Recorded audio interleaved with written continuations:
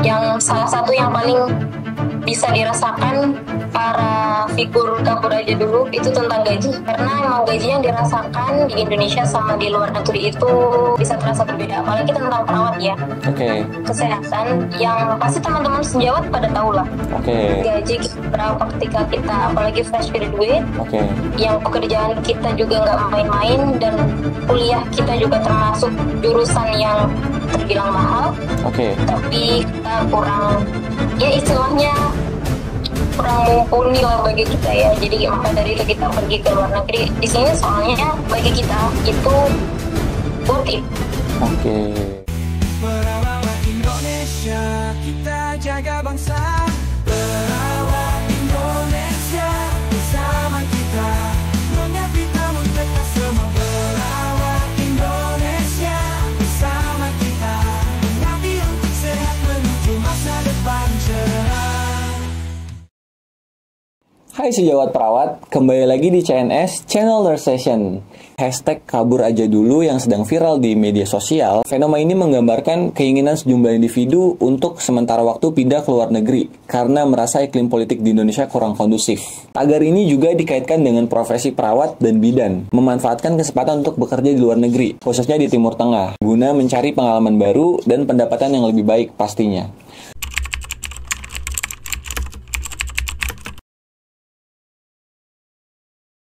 Di video kali ini, saya akan berdiskusi bersama Bapak Khomsa selaku Ketua DPLN PPNI Kuwait. Baik, langsung saja kita sapa Bapak Khomsa. Apa kabar, Pak?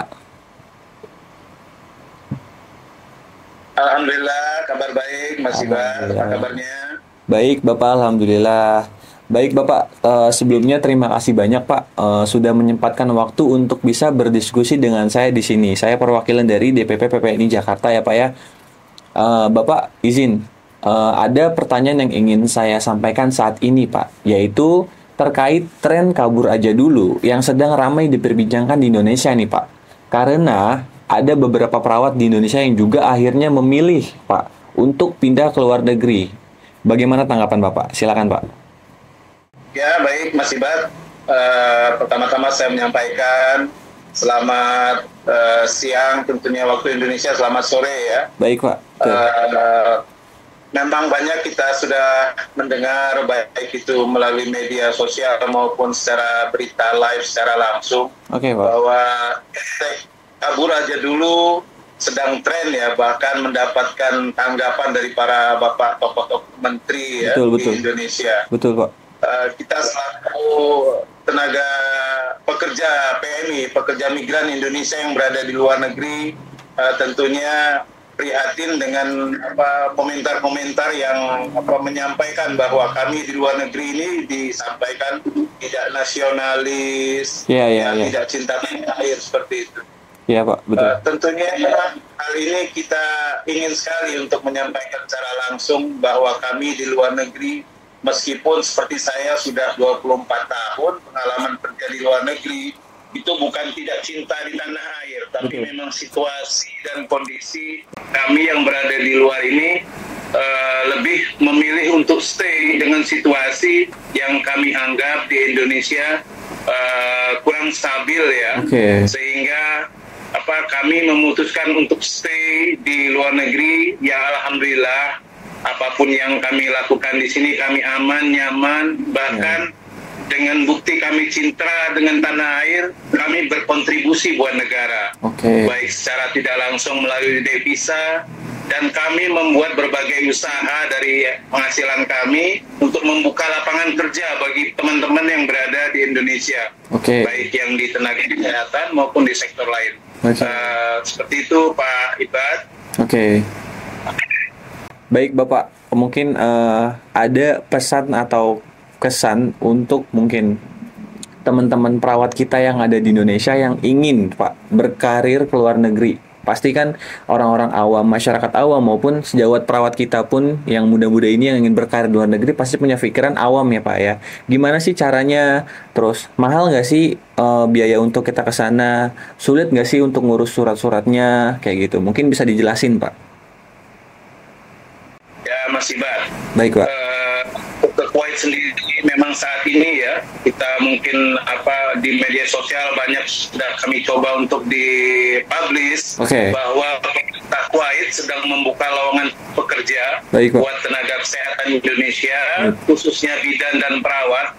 Dan alhamdulillah sampai saat ini mulai dari Oktober 2024 sampai dengan saat ini sudah masuk ke Kuwait dan tiba menjalankan tugas mereka itu lebih kurang 108 orang. Sementara 300 lebih itu sudah menunggu proses untuk keberangkatan, dalam artian mereka sudah lulus. Dan ribuan, ya bisa saya sampaikan ribuan, kita punya beberapa WhatsApp group ya. Itu lebih kurang total 5.000 tenaga kesehatan yang berminat ke luar negeri. Dan ini saya kira tanda kutip tentunya menjadi salah satu munculnya hashtag tagar ayo kabur aja dulu itu yang jadi dipermasalahkan di Indonesia. Karena mereka akan menjadi tanggapan dari pihak imigrasi, karena untuk mendaftar ke Kuwait sebagai tenaga kesehatan di pemerintah Indonesia, itu mereka dipersyaratkan membuat paspor terlebih dahulu. Jadi otomatis berarti ribuan orang akan berbondong-bondong membuat paspor di imigrasi. Dan ini tentu jadi pemicunya juga. Mengenai kemudahan, alhamdulillah untuk di Kuwait itu tidak begitu sulit. Prosesnya hanya melalui interview, tidak ada tes tulis, dan hanya dengan medical check up ya di Indonesia. Kalau dia fit, ya alhamdulillah siap diberangkatkan. Seperti itu. Baik Pak. Sebelumnya terima kasih banyak Pak. Mungkin untuk diskusi kita kali ini sampai di sini. Untuk Bapak, semoga sehat sekeluarga di sana. Semoga teman-teman sejawat perawat kita di sana semakin keren lah pokoknya ya Pak ya. Salam dari kita DPP PPNI dari Jakarta. Terima kasih banyak Bapak. Assalamualaikum warahmatullahi wabarakatuh.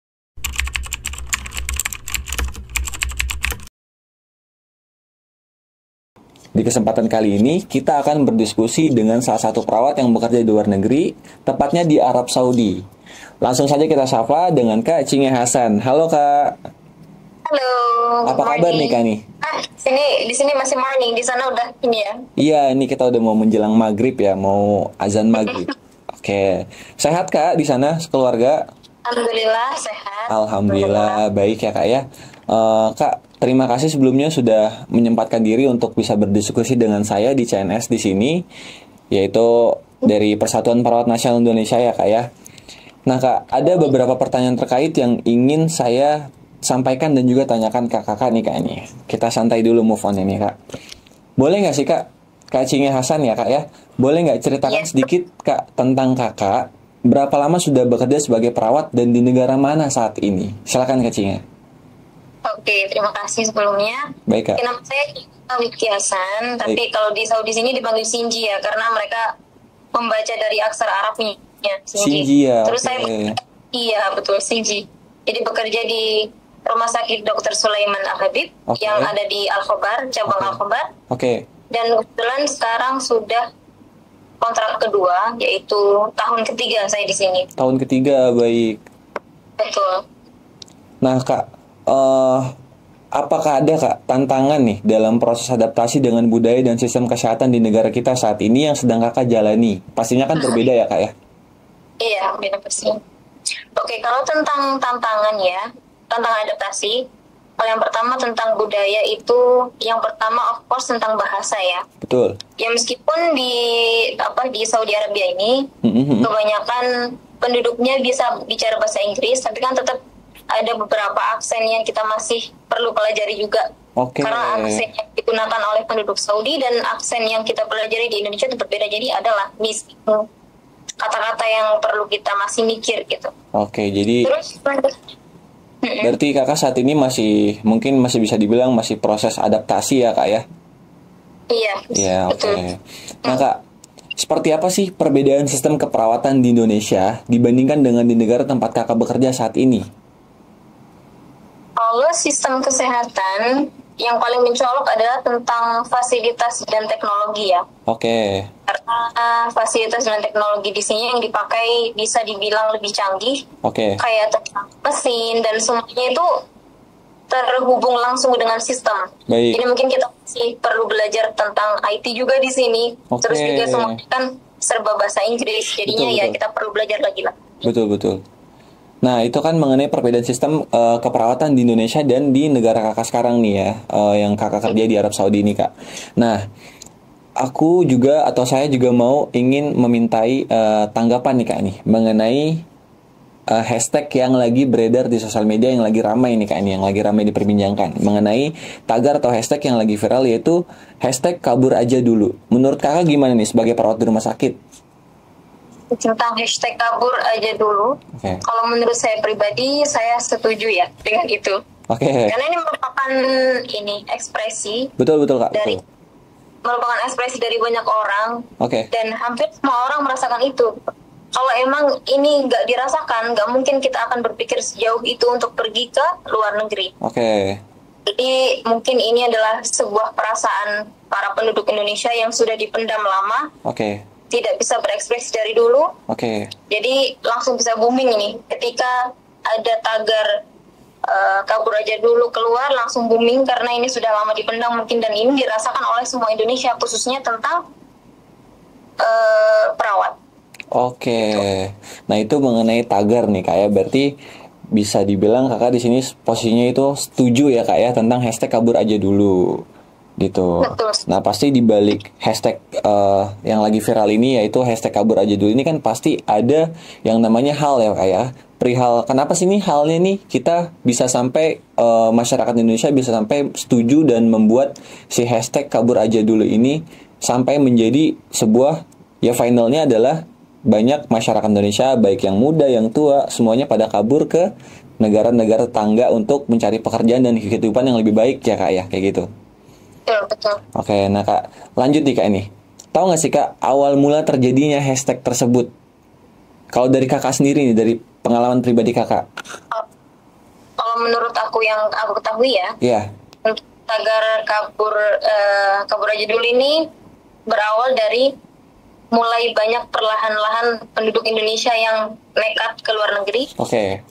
dan mereka sudah aware dan bisa merasakan perbedaan kesejahteraan yang dirasakan ketika ada di Indonesia dan ketika mereka sudah ada di luar negeri, itu bisa kerasa banget. Oke. Jadi ketika mereka sudah aware, oh ini sangat berbeda nih, aku bisa lebih sejahtera di sini. Oke. Jadi mereka sharing ke orang lain, jadi perlahan-lahan orang tahu perbedaannya gimana, dan banyak orang yang mulai ikut mencari peluang ke luar negeri juga. Gitu. Oke. Nah, Tahu ya. pertanyaan yang selanjutnya nih Kak ini, mungkin ini mewakili seluruh lapisan masyarakat Indonesia, terkhusus para perawat-perawat di Indonesia ya Kak, yang ingin berkarir di luar negeri atau di luar negara Indonesia ya Kak ya. Di luar dari mengenai hashtag kabur aja dulu nih, mungkin memang dari lama, sejak lama mereka mempunyai cita-cita untuk bekerja di luar negeri gitu Kak. Nah, pertanyaan ini mewakili untuk mereka Kak. Mudah nggak sih Kak persyaratan kerja di sana tuh? Apa aja gitu? Kalau menurut saya pribadi masih terbilang mudah ya. Oke. Maksudnya tidak kalau di Indonesia kan setahu saya ada yang syarat usia, terus syarat juga tinggi badan, berat badan, dan harus berpenampilan menarik begitu. Tapi kalau menurut saya khususnya tentang perawat ini itu masih terbilang mudah.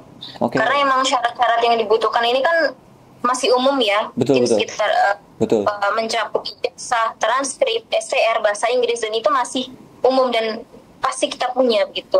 Dan mungkin untuk bahasa Inggris itu mungkin yang terbilang agak susah bagi negara kita karena memang diterapkan sejak dini. Tapi kalau kayak kita lihat di negara-negara kayak Malaysia, susah karena mereka sudah diterapkan sejak dini. Oke. Nah Kak, kita sedikit beralih nih Kak ini dari topik pembicaraan tadi. Pernah nggak sih Kak kena rasisme Kak? Karena kan kita kan berbeda budaya, yang pastinya kan berbeda budaya, berbeda keseharian, gitu. Ada nggak sih? Pernah nggak sih Kak? Rasisme Nggak pernah, alhamdulillah nggak pernah. Nggak Di pernah. Saudi ini nggak ada rasisme. Iya. Oke, Dan alhamdulillah. kalau saya boleh jujur sih, Iya, gimana? itu apalagi tentang agama ya. Oke. Tentang agama. Oke. Kalau saya boleh jujur, itu lebih rasisme di Indonesia, lebih tinggi rasisme di Indonesia daripada di sini. Oke. Ya. Oke, Kak. Kita kan nih, Kak ya. Dari kita nih, baik Kakak maupun saya, kita kan dari negara berkembang nih, Kak ya. Pengen mencoba bekerja di negara maju itu sulit gak sih, Kak? Karena ada beberapa WNI yang dapat rasisme ketika belajar di luar negeri. Gimana menurut Kakak? Menurut saya nggak. Menurut saya mudah-mudah aja gitu. Maksudnya kalau tentang rasisme ya. Oke.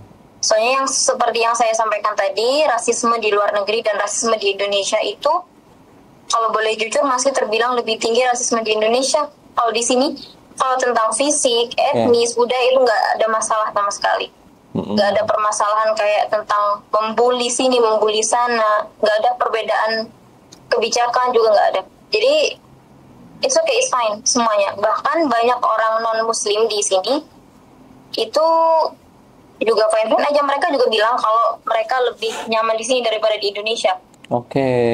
Itu yang warga berkewarga negara Indonesia ya, Kak, yang bilang seperti itu? Iya, teman-teman kita yang berkewarganegaraan Indonesia juga. Oke. Nah nih, Kak, kita ulang lagi sekali lagi nih, Kak ya. Kita nih kan dari negara berkembang nih, Kak ya. Ini pertanyaan ini mewakili lagi kepada lapisan masyarakat dan juga mungkin teman-teman sejawat perawat kita ya, Kak ya, yang ingin berkarir di luar negeri sana. Kita ini kan dari negara berkembang nih, Indonesia. Nah, kita pengen mencoba bekerja di negara maju. Itu sulit gak sih, Kak? Sepengalaman Kakak nih. Karena ada beberapa WNI yang dapat rasisme ketika bekerja di luar negeri. Mungkin kalau Kakak rasisme tidak dapat, tapi apa sih kesulitannya, Kak? Oh iya, ada juga satu hal Iya, yang boleh. yang mirip-mirip tentang rasisme, tapi ini menurut saya bukan rasisme ya, Oke, tapi yaitu tadi sebuah kesusahan Oke. ketika negara berkembang bekerja di negara maju, Oke. yaitu tentang bahasa Inggris. Oke. Nah, seperti kita yang saya sampaikan juga di awal tadi, bahwa bahasa Inggris di Indonesia itu tidak diterapkan sejak dini, maka dari itu kita masih perlu suatu yang masih kita usahakan dulu biar bisa bahasa Inggris. Dan maksudnya orang-orang di sini itu masih memiliki stigma bahwa orang Indonesia itu memiliki pemahaman bahasa Inggris yang rendah. Oke. Bisa dilihat bahwa staf-staf Indonesia yang baru datang ke sini, semua staf Indonesia, setiap ada staf Indonesia yang datang, satu pertanyaan yang mereka pertanyakan adalah, do you understand English? Itu Iya. selalu. Jadi yang kita rasakan di sini adalah kita sebagai bangsa Indonesia bekerja di sini, itu bahasa Inggris kita masih belum bisa diakui di sini. Berbeda kalau negara-negara tetangga kayak Filipina, Malaysia, India, Nepal, itu mereka fine, Oke. mereka bisa. Dan kita kerasa banget di sini dibedakan tentang kemampuan bahasa Inggrisnya. Oke. Nah, Kak, ini di luar dari semua pertanyaan nih, Kak ya. Apa tanggapan Kakak mengenai kemarin ada menteri kita, salah satu menteri kita di Indonesia nih, Kak ya. Ya, Sebut aja namanya Pak Bahlil. Beliau bilang, kalau misalnya saya mempertanyakan kepada masyarakat yang berbondong-bondong untuk pindah ke luar negeri, mempertanyakan rasa nasionalismenya. Gimana tanggapan Kakak? tentang nasionalisme. Iya, gimana tanggapan Kakak? Kita balik lagi, karena kita tentang nasionalisme kita juga butuh hidup ya. Betul, Kalau tentang tadi ya, betul, Kak. kita tentang nasionalisme. Kita pergi ke luar negeri bukan berarti kita tidak nasionalis. Betul. Kita pergi ke luar negeri bukan berarti kita langsung beri. Kalau ada yang tanya nih, kamu orang Indonesia? Bukan. Kan kita nggak gitu. Iya. Kalau kita masih yang ada yang nanya, kamu orang mana? Orang Indonesia. Pasti kan kita bangga juga menjadi orang Indonesia yang dikenal di luar negeri. Oh. Di sana juga, di sini juga banyak orang Saudi, orang-orang luar Indonesia yang mereka bangga dengan orang Indonesia. Maksudnya mereka suka, mereka akan bilang kayak, masya Allah orang Indonesia di sini, kita juga ikut bangga kan. Oke, betul. Berarti kan secara nggak langsung kita juga ikut mengharumkan nama Indonesia juga. Jadi kalau dibilang kita pergi dari Indonesia, kita dibilang tidak nasionalis, saya kurang setuju lah ya. Oke. Apalagi mungkin bisa dibilang negara Arab dengan negara Indonesia itu udah seperti saudara ya, Kak ya. Iya betul. Nah, kita lanjut nih Kak, pertanyaannya nih. Kalau di sana nih Kak, ini perihal pribadi Kakak lagi. Kalau misalnya di sana kita kena suatu masalah nih Kak ya, gimana sih Kak cara menyelesaikannya tuh gimana gitu? Kan kita biasanya kalau di Indonesia itu kalau misalnya kita punya masalah, misal saya tersangkut masalah, ya kan, itu pasti saya butuh seseorang untuk membantu saya menyelesaikan masalah ini gitu. Apalagi suatu masalah yang besar. Tapi untuk seperti kakak nih yang sedang berkarir di luar negeri, apalagi bukan negara sendiri ya Kak, ya, ketika menghadapi suatu masalah, itu gimana Kak cara Kakak mengatasinya Kak? Untuk mengatasi masalah, Betul. pertama kita membicarakan tentang di dunia kerja ya mungkin. Oke, boleh. Kalau kita mempunyai masalah, karena kita bekerja di instansi yang memiliki semacam sistem pelaporan dan manajemen konflik yang masih bagus. Jadi kita bisa mengkomunikasikan dengan atasan kayak kepala ruangan, terus tim leader kayak gitu-gitu. Nanti bisa teratasi. Jadi mereka tetap helpful tapi tetap profesional. Sama hampir sama kayak gitu. Tapi kalau untuk di luar dunia kerja, kayak misalkan kesulitan tentang dokumen-dokumen, terus kesulitan tentang pelaporan-pelaporan, kita masih punya kedutaan di luar negeri ya. Setiap di luar negeri pasti kita punya kedutaan. Kalau di Saudi Arabia kita punya KBRI yang ada di Riyadh, itu yang terdekat dengan tempat kita. Jadi mereka pasti akan membantu dan menyelesaikan masalah yang kita hadapi. Begitu kayak contoh dokumen, terus perizinan kayak gitu, mereka pasti akan membantu. Terus juga kita juga punya koneksi dengan sesama orang Indonesia di sini pastinya. Apalagi kalau teman-teman kita sudah lebih senior atau lebih lama, pasti mereka lebih tahu tentang cara penyelesaian masalah. Jadi kita masih terhubung lah, kita masih berhubungan baik dengan semua orang-orang Indonesia yang ada di sini. Kalau masih belum bisa terselesaikan juga, baru kita bawa ke KBRI. Atau kedutaan yang ada di Saudi. Nah Kak, berkarya di luar negeri itu kan pasti ada juga plus minusnya ya Kak ya. Itu kan udah pasti. Apalagi ada juga perbedaan tebal antara pendapatan dari negara asal kita yaitu Indonesia, baik Kakak yang sekarang sedang di Arab Saudi. Kalau di sana nih Kak nih, secara gaji sih, secara gaji itu gimana sih Kak? Karena yang saya lihat malah banyak yang betah tinggal di luar negeri kan, karena gajinya di sana tuh lebih menjanjikan daripada di negara sendiri. Gimana Kak? Ini masalah gaji ya. Ini tentunya yang salah satu yang paling bisa dirasakan para figur kabur aja dulu itu tentang gaji. Karena emang gaji yang dirasakan di Indonesia sama di luar negeri itu bisa berbeda, bisa terasa berbeda. Apalagi tentang perawat ya. Kesehatan yang pasti teman-teman sejawat pada tahu lah. Gaji berapa ketika kita apalagi fresh graduate. Yang pekerjaan kita juga nggak main-main dan kuliah kita juga termasuk jurusan yang terbilang mahal. Tapi kita kurang, ya istilahnya kurang mumpuni lah bagi kita ya. Jadi maka dari itu kita pergi ke luar negeri. Di sini soalnya bagi kita itu worth it. Ya. Terakhir nih Kak nih, pesan-pesan untuk sejawat perawat yang masih bimbang ingin berkarir di luar negeri atau di Indonesia, dari Kakak gimana Kak? Untuk pesan untuk teman-teman perawat semuanya, kalau untuk yang ingin berkarir ke luar negeri, memiliki niat, minat, disiapkan dulu semuanya, termasuk mentalnya, bahasa Inggrisnya. Seperti yang saya sampaikan tadi kan, kalau stigma mereka itu tentang orang Indonesia itu masih memiliki bahasa Inggris ya. Jadi bisa mumpuni dulu, bisa disiapkan dulu matang-matang bahasa Inggrisnya. Terus juga sertifikasinya kayak tentang STR itu untuk yang masih berproses, bisa diproses dulu.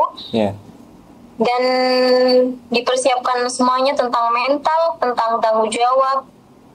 Dan itu aja sih tentang persiapan mental intinya. Jadi intinya lebih ke preparation ya Kak ya, secara baik dari mungkin keuangan, terus persyaratan-persyaratan yang harus dipenuhi, terus juga kesehatan jasmani rohani dan mental dan lain sebagainya ya Kak ya.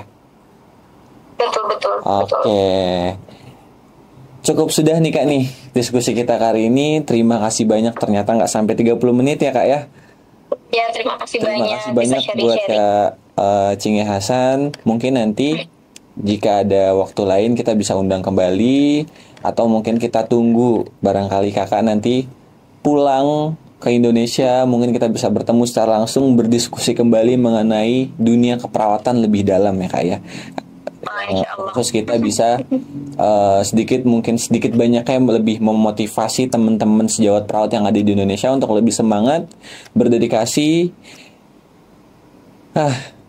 Saya cukup terharu Kak kalau membayangi soal perawat Kak. Ya. Oke, baik. Ya. Itu dia. Terima kasih banyak untuk Kak Cengya Hasan dari Arab Saudi. Ya, dari Arab Saudi. Sebelumnya kami ucapkan buat teman-teman semua semangat, terus berdedikasi, semangat tinggi, rendah hati. Kalian semua hebat sejawat perawat. Assalamualaikum warahmatullahi wabarakatuh. Dadah sejawat perawat.